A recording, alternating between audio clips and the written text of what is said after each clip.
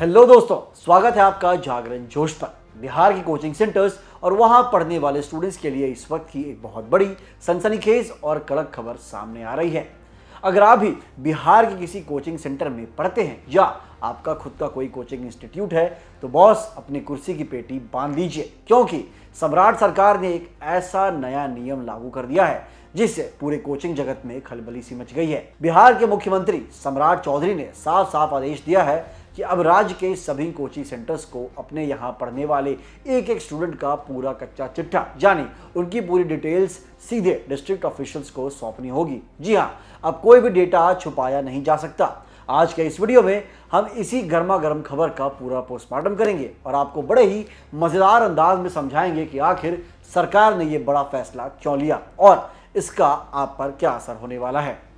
तो चलिए सबसे पहले आपको बताते हैं कि इस नए फरमान में आखिर लिखा क्या है और कोचिंग वालों को क्या क्या पापड़ बेलने पड़ेंगे। सम्राट सरकार के नए आदेश के मुताबिक बिहार के हर एक कोचिंग इंस्टीट्यूट को अपने यहाँ एनरोल हुए सभी स्टूडेंट की एक एक डिटेल, जैसे उनका नाम, एड्रेस, कॉन्टैक्ट नंबर और वो किस कोर्स की तैयारी कर रहे हैं, ये सब कुछ जिला प्रशासन यानी डिस्ट्रिक्ट ऑफिशियल्स को सबमिट करना होगा। इसका मतलब अब कोचिंग वाले ये नहीं कह सकते कि अरे साहब हमारे पास तो बच्चे का कोई रिकॉर्ड ही नहीं है। सरकार ने साफ कर दिया है कि अगर किसी भी एक डेटा को देने में आनाकानी की या देरी की तो उनके खिलाफ बहुत ही कड़ा और स्ट्रिक्ट लीगल एक्शन लिया जाएगा। इस नियम के आने के बाद से ही कोचिंग चलाने वाले मालिकों के पसीने छूट रहे हैं, क्योंकि अब उन्हें अपने पूरे सिस्टम को पूरी तरीके से ट्रांसपेरेंट और शीशे की तरह साफ रखना होगा। अब आपके मन में सवाल जरूर आ रहा होगा कि भाई अचानक सरकार को स्टूडेंट्स की डिटेल्स की इतनी ज़रूरत क्यों पड़ गई। तो इसके पीछे की असली बड़ी वजह मज़ेदार और आंखें खोलने वाली है। असल में सरकार का मेन मोटिव है कोचिंग सेंटर्स की मनमानी पर लगाम लगाना और स्टूडेंट्स की सेफ्टी को पक्का करना। कई बार देखने को मिलता है कि छोटे छोटे कमरों में कोचिंग वाले क्षमता से ज़्यादा यानी ठूस ठूस कर बच्चों को भर लेते हैं, जहां ना तो सही वेंटिलेशन होता है और ना ही फायर सेफ्टी का कोई तगड़ा इंतजाम।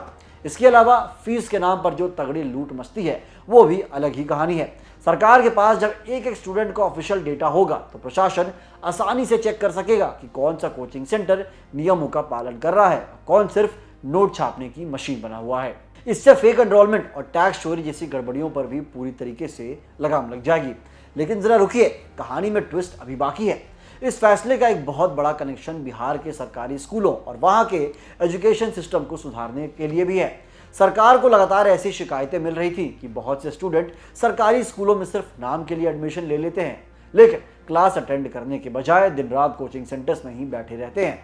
अब जब कोचिंग वालों को अपने स्टूडेंट का पूरा डेटा डिस्ट्रिक्ट ऑफिशियल्स को देना होगा तो सरकार बहुत ही आसानी से स्कूलों के अटेंडेंस रजिस्टर और कोचिंग के डेटा को आपस में क्रॉस वेरीफाई कर पाएगी।